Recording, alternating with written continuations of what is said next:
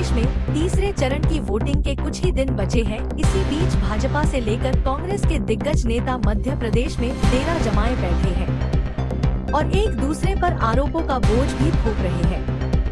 मध्य प्रदेश में पवन खेड़ा भाजपा पर खूब जमकर बरसे।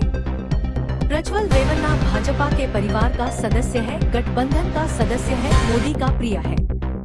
मोदी उसका प्रचार करने गए थे जानते हुए कि उसके ऊपर कितने यौन उत्पीड़न संगीन आरोप पंजीकृत हैं। देश की जनता कांग्रेस के साथ है। बीजेपी ने झूठ की बुनियाद पर 10 साल राज किया, जनता अब जागरूक है। पवन खेड़ा ने कहा, हमारे मुद्दे न्याय के मुद्दे हैं। महिलाओं के साथ न्याय, बेरोजगारों के साथ न्याय, किसानों के साथ न्याय, गरीबों के साथ न्याय के लिए कांग्रेस के न्याय पत्र में देश की जनता के हक की लड़ाई है। रोचक हो गया है चुनाव। 2 चरणों के बाद अब हम दावे के साथ कह सकते हैं कि न केवल रोचक हुआ है, इस चुनाव ने नरेंद्र मोदी जी की नींद उड़ा दी। 2 चरणों के बाद सो नहीं पाते। पहले 18 घंटे जागते थे, अब 23 घंटे जागते। तीसरा चरण हो जाए तो 24 घंटे जागे। कारण बहुत स्पष्ट है। आप लोग सब जॉब में हैं, अप्रेजल होता होगा, कितनी स्टोरीज कितने की, कितने एक्सक्लूसिव कौन आया, ये अप्रेजल होता है। हम सबका भी अप्रेजल होता है। पॉलिटिक्स में भी अप्रेजल होना चाहिए। 10 साल आप सत्ता में हैं तो आपने क्या किया, इसका रिपोर्ट कार्ड देश के सामने आना चाहिए। आप उस रिपोर्ट कार्ड को देश के सामने नहीं लाएंगे, देश के जो सवाल हैं उसका जवाब नहीं देंगे, मीडिया के सामने प्रेस कॉन्फ्रेंस नहीं करेंगे, विपक्ष को ताने मारेंगे, उनके सवालों का जवाब नहीं देंगे और देश का ध्यान फिर बांटने की कोशिश करेंगे, देश में नए विवाद पैदा करने की कोशिश करेंगे। ये एक ऐसी बीमारी है जो इस देश में भाजपा ला रही है और ये लोकतंत्र के लिए बीमारी बहुत भारी पड़ने वाली है। अभी तक 10 साल में जो हुआ वो आपके सामने। इस देश में 1 घंटे में 2 नौजवान आत्महत्या कर रहे हैं। यह आंकड़ा इसी सरकार ने 3 महीने पहले संसद के पटल पर रखा।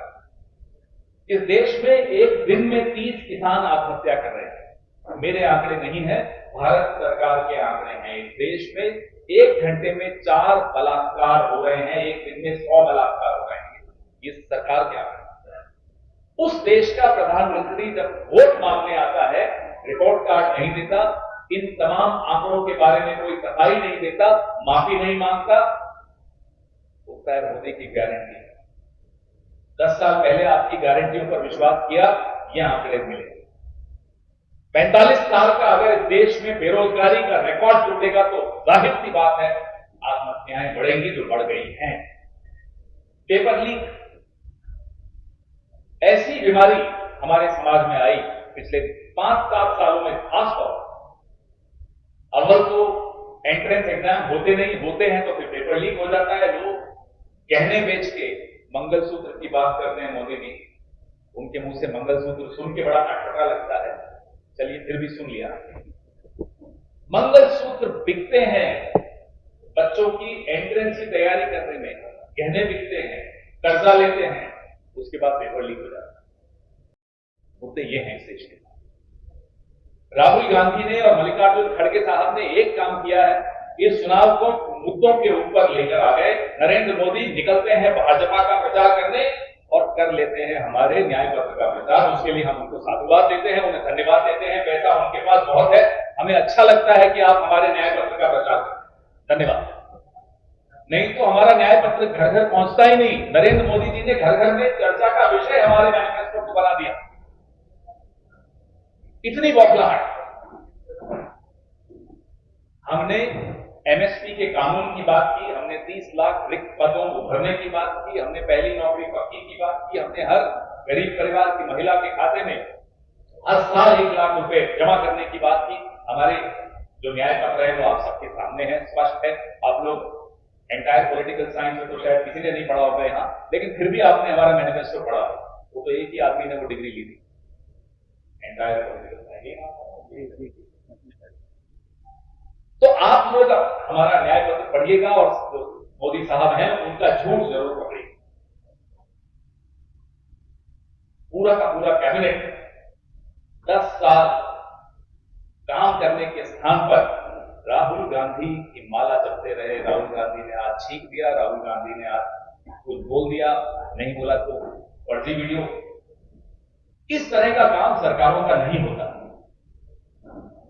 जिस तरह का काम मोदी सरकार ने पिछले 10 साल में किया है, इसलिए आपके सवाल वो नहीं झेल पाते, इसलिए आपके सामने बैठकर प्रेस वार्ता नहीं कर पाते। और हम बार बार कहते हैं और फिर मैं कह रहा हूं कि आखिरी चुनाव है अगर ये जीत गए।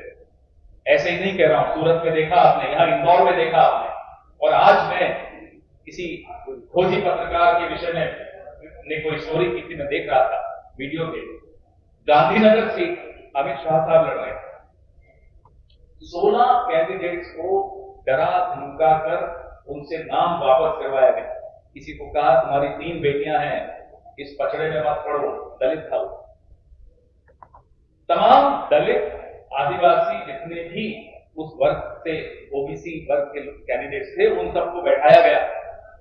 गांधीनगर सीट, सूरत, इंदौर, मुझे ये कहने में गुरेज नहीं है, हमारे सर्वे में भी ये आया है कि ये तीनों सीटें भाजपा जीतेगी। अच्छी तरह से जीत रही थी, उसके बाद ये करने की आवश्यकता क्यों पड़ी? जीतने वाली सीटों पर अगर ये कर सकते हैं ऐसा, तो सोचिए हारने वाली सीटों पर क्या करेंगे। ये चुनाव नहीं करने देंगे 2029 का, अगर ये इस बार जीत गए। इसलिए इन्हें रोकना जरूरी है। क्यों हम बार बार आप लोगों को याद दिलाते हैं कि साहब संविधान पे इनकी नजर बुरी है? हमारे कोई रात को सपने में तो नहीं आया होगा ना।